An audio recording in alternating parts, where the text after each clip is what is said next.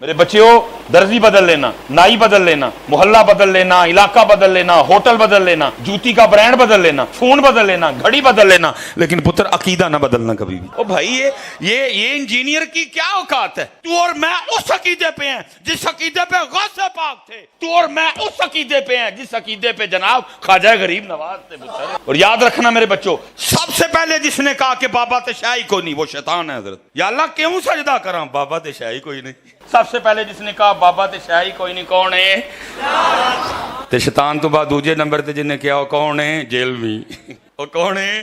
Jail میں۔ پہلا شیطان، دوجا، اور بولو تو صحیح یار، پہلا شیطان، دوجا۔ یہ کلپ اس تک جانا چاہیے تاکہ اپنے کمرے میں بیٹھ کے اس کو مخصوص جگہ پہ مرچیں لگیں۔ علمی پوائنٹ نمبر 5، وہ کہتے ہیں کہ انجینئر جو ہے یہ غوث پاک پہ بھونکتا رہتا ہے، نعوذ باللہ من ذالک۔ میں شیخ عبد القادر جیلانی رحمۃ اللہ علیہ کو رحمۃ اللہ علیہ بھی کہتا ہوں، کبھی ساتھ المتوفا 561 ہجری بولتا ہوں۔ ان کی کتابوں میں سے ان کو بتاتا ہوں کہ تم 11ویں ان کے نام کی کھا رہے ہو، اور انہوں نے نماز کا طریقہ غنیت الطالبین میں رکوع میں جاتے وقت اور رکوع سے اٹھتے وقت رفع الیدین کے ساتھ لکھا ہے، تم اسے کہتے ہو مکھیاں مارنا۔ تو میں غوث پاک کے اوپر نہیں بھونکتا، بلکہ غوث پاک یا شیخ عبد القادر جیلانی رحمۃ اللہ علیہ کی طرف جو غلط باتیں منسوب ہیں نا، میں ان کے اوپر بات کرتا ہوں کہ یہ کتاب و سنت کے خلاف ہے، یہ شیخ عبد القادر جیلانی رحمۃ اللہ علیہ کی تعلیمات نہیں ہے۔ آج اگر ہم کرسچنز کو جیزس کرائسٹ عیسیٰ ابن مریم کا صحیح سٹیٹس بتاتے ہیں تو کیا اس کا مقصد حضرت عیسیٰ ابن مریم کی توہین کرنا ہوتا ہے؟ بلکہ یہ بتانا ہوتا ہے کہ وہ اللہ کے پیغمبر تھے، اللہ کے بیٹے نہیں تھے۔ تو شیخ عبد القادر جیلانی کے نام کے اوپر جو تم نے ڈرامہ بازی کی ہے اور چندے ہتھیائے ہیں، ہم تمہاری عوام کو بتاتے ہیں کہ عبد القادر جیلانی رحمۃ اللہ علیہ کی طرف جو منسوب تمہاری یہ ساری کی ساری چیزیں ہیں، یہ بالکل فراڈ کے اوپر مبنی ہے۔ اس میں شیخ عبد القادر جیلانی کی توہین کہاں سے آ گئی؟ تم نے ان کی توہین کروائی ہے۔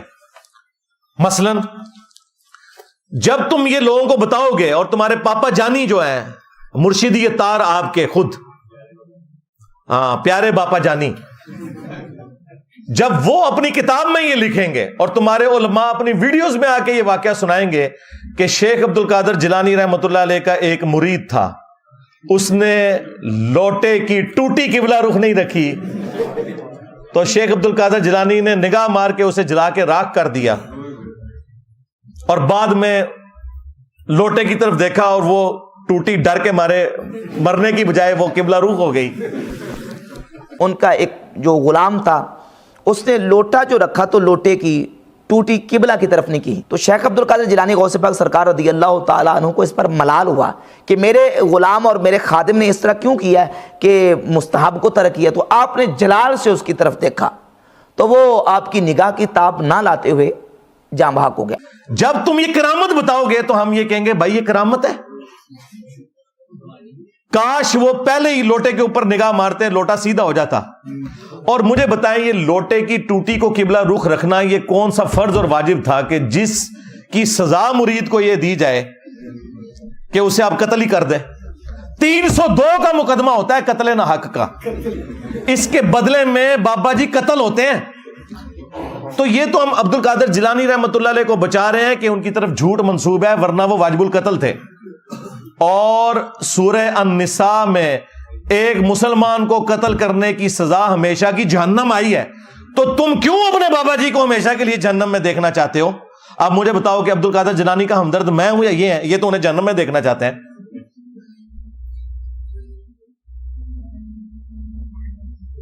نگاہ مار کے بندہ ساڑ دیا، اور دیکھیں وہ مرید بےچارہ پوری زندگی وضو کرواتا رہا کہ میں اپنا ایمان سلامت لے کے جاؤں گا، وہ بےچارہ اپنے ایمان سے بھی گیا اور بابے کا بھی ایمان ساتھ لے گیا۔ ہاں، یعنی صرف خود نہیں جہنم میں گیا، بابا بھی لے گیا جہنم میں، اگر یہ بات درست ہے تو یہ تو اپنے بابوں کو خود مروا رہے ہیں، انہیں پتہ نہیں کتنا خطرناک کھیل یہ کھیل رہے ہیں۔ اور پھر ہم سے یہ کہتے ہیں جی ہمارے بزرگان دین جو ہے وہ نبی کے طریقے کے اوپر ہے۔ یہ نبی کا طریقہ ہے کہ جی لوٹے کی ٹوٹی قبلہ رخ نہیں ہے تو ساڑ دو بندہ۔ ہائے ہائے، کس نبی کے ماننے والے ہو؟ پھر ہم صحیح کہتے ہیں نا کہ مرنے سے پہلے اے مسلمان کر لے اس پہ غور، کتابوں کا خدا اور ہے، بابوں کا خدا اور، کتابوں کا پیمبر اور ہے، بابوں کا پیمبر اور۔ اگرچہ وہ دعویٰ تو یہی کرتے ہیں کہ ہم اسی اللہ رسول کو مانتے ہیں، لیکن پریکٹیکلی وہ ان تعلیمات پہ نہیں چل رہے جو اللہ اور اس کے رسول کی ہیں عز و جل و صلی اللہ علیہ وآلہ وسلم۔ پھر ہم صحیح تو چیختے ہیں بھائی، کس پیغمبر کی بات کر رہے ہو؟ ہمارے پیغمبر کے بارے میں صلی اللہ علیہ وآلہ وسلم، انس بن مالک کہتے ہیں، صحیح بخاری مسلم دونوں میں حدیث موجود ہے کہ 10 سال میں نے حضور کو وضو کروایا ہے۔ تمہارے بابے کو جس نے تھوڑا سا وضو کروایا اس نے تو مرید ہی مار چھڑیا۔ 10 سال حضور کی خدمت میں رہا، میں 10 سال کا بچہ تھا، میری والدہ چھوڑ گئی کہ یہ آپ کی خدمت کرے گا، اور جب 20 سال کے ہوئے تو نبی الاسلام دنیا سے تشریف لے گئے۔ وہ کہتے ہیں 10 سال میں نبی الاسلام کے خادم کی حیثیت سے رہا۔ 10 سالوں میں آپ نے ایک دفعہ بھی مجھے کبھی نہیں کہا کہ تو نے یہ کام کیوں کیا اور یہ کیوں نہیں کیا، کبھی ڈانٹا بھی نہیں۔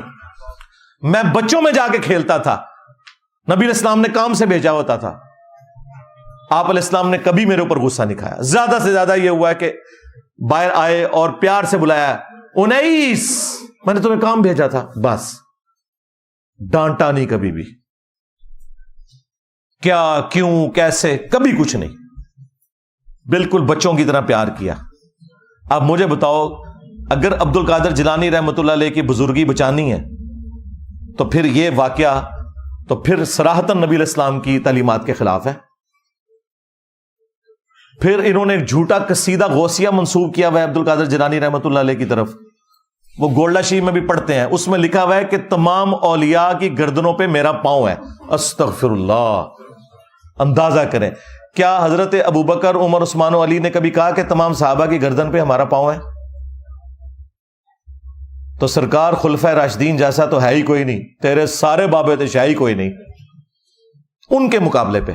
اچھا، یہ جو اس کو بار بار تکلیف ہوتی ہے جی بابے تشاہی کوئی نہیں، یہ ایبسولوٹ جملہ ہے، کمپیرزن کرواتا ہوں، تم سب کا یہ عقیدہ ہے کہ بابے تشاہی کوئی نہیں۔ جب تم لوگوں کو یہ کہانیاں کرواتے تھے کہ بڑے سے بڑا غوث قطب ابدال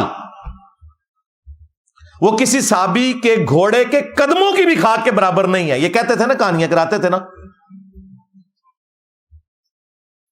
اس وقت تمہیں خیال نہیں آتا تھا کہ تم سارے بزرگوں کو کہہ رہے ہو کہ صحابی کے گھوڑے کے قدموں کی خاک؟ ہم تو اس کے ساتھ ایگری نہیں کرتے کہ آپ جانوروں کے قدموں کی خاک کے برابر کسی بھی انسان کو کریں جو کلمہ گو ہے، چلے تم تو کہتے تھے کہ نہیں ہے، تو ہم تو صرف یہ کہہ رہے ہیں کہ صحابہ کے مقابلے پہ، اہل بیت کے مقابلے پہ تمہارے بابے شاہی کوئی نہیں۔ تم تو کہہ رہے تھے نہیں، وہ تو ان کے گھوڑے کے قدموں کی خاک کے برابر میں بھی شاہ کوئی نہیں ہے۔ دیکھا کتنے گیا میرا دماغ؟ اور یہ کہانی خود ابن کثیر نے لکھی ہوئی ہے، تاریخ ابن کثیر میں بھی، یہ پرانے بزرگوں سے چلتی آ رہی کہانی، یہ کوئی قرآن حدیث نہیں ہے، بس کسی کو جوش آیا اس نے کہہ دیا۔ تو اس کے مقابلے میں نبی کے جیسا ہے ہی کوئی نہیں، بابے تشاہی کوئی نہیں۔ یہ تو صحابہ کرام کے گھوڑے کے قدموں کی خاک بات کرتے تھے۔ ہمیں تو یہ کہنا چاہیے ان کی ڈاکٹرن میں کہ صحابہ کرام کے گھوڑے اور گدوں کی خاک جیسا ہے ہی کوئی نہیں، تو اڈے غوث قطب ابدال تھے، شاہی کوئی نہیں۔ ہاں، خود ہی کہتے تھے نا، اس کو شعر کہہ لو، میری زبان سے کوئی بات نکلتی ہے تو فوراً گستاخی لگتی ہے۔ سب کچھ تو تم لوگ خود کہتے رہے ہو اور عقیدہ فخریہ پیش کرتے رہے ہو۔ تو ہم کسی بزرگ کے گستاخ نہیں، گستاخیاں تم خود کرواتے ہو۔ اور بھائی جب تم یہ کہو گے کہ تمہارے ایک پیر نے، نقشبند سلسلے کے جو بزرگ ہیں، بہاول حق نقشبند، ہاں، وہ بخارے سے چل پڑے، ہاں، مریدنی مینارے سے چل پڑی، ہاں جی، اور کیچ کر کے اتار دیا۔ حضرت شاہ نقشبند بخاری علیہ رحمہ نقشبندیوں کے امام ہیں۔ آپ کابل میں تشریف لائے تو بادشاہ کے گھر میں کام کرنے والی ایک خاتون آپ سے روحانی نسبت قائم کر لیتی ہے۔ جو اس کی ہم منصب تھیں انہوں نے اس سے حسد کیا اور بادشاہ کے گھر کا زیور چوری کر کے اس پر الزام دھر دیا اور گواہیاں بھی دے دی۔ بادشاہ کو بڑا غصہ آیا، اس نے کوئی بات سنے بغیر کہا کہ اس کو لے جاؤ اور محل کی چھت سے اوپر گرا دو۔ خیر اس کو چھت پہ لے گئے، جب پھینکنے لگے تو اس کے دل میں خیال آیا، وہ کسی نے بتایا تھا کہ اوکھے ویلے بزرگ کام آتے ہیں، تو اس سے بڑھ کر اوکھا ویلا ہو کیا سکتا ہے؟ تو اس نے بخارے کی طرف منہ کر کے کہا شیئا للہ چو گدائے مستمند المدد خواہم ز شاہ نقش بند. اور اتنے میں جلاد نے پیچھے سے دھکا دے دیا. جب وہ نیچے گئی تو حضرت شاہ نقش بند بخاری نے پکڑ کے آرام سے زمین پہ رکھ دیا. تو حیرت زدہ ہوگی حضرت آپ کب آئے تھے؟ کہا تو از چبارہ آمدی من از بخارا آمدم. تو چبارے سے چل پڑی تھی، میں بخارے سے چل پڑا. پکڑ کر اتارا. یہ الفاظ ہیں اس مولوی کے، پکڑ کر اتارا. جب تمہارے بابے نامحرم مریدنیاں کیچ کریں گے تو ہم تمہیں نہ بتائیں کہ اللہ کے بندو یہ کون سا دین ہے جو تم پیش کر رہے ہو.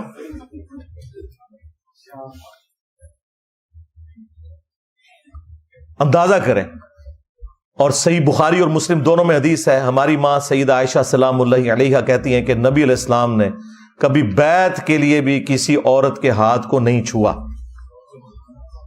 اور ان کے پیر مریدنیاں کیچ کرتے ہیں ان کے کہنے پہ. تو اب مجھے بتائیں یہ بزرگوں کی توہین یہ کروا رہے ہیں یا ہم کر رہے ہیں؟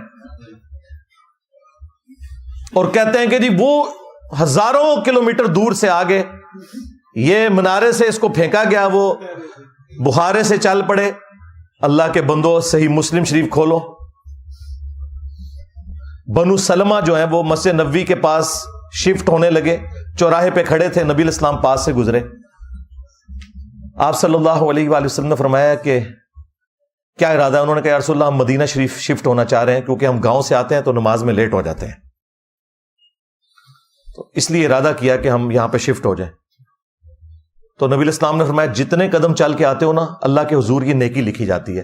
تو انہوں نے مدینہ شریف نبی علیہ السلام کی صحبت میں شفٹ ہونے کا ارادہ ترک کر کے واپس اپنے گاؤں چلے گئے.